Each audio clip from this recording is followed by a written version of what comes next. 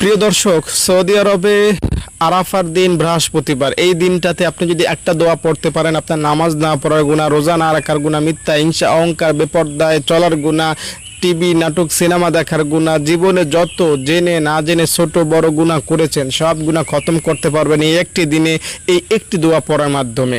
আমি দায়িত্ব নিয়ে বলছি, আপনি দোয়াটা পড়বেন আরাফার দিন বৃহস্পতিবার, আপনার গুনাহ নিঃসন্দেহে 100% মূল থেকে মাফ হবে। এমন না যে আল্লাহ অর্ধেক মাফ করবেন অর্ধেক রেখে দেবেন, না।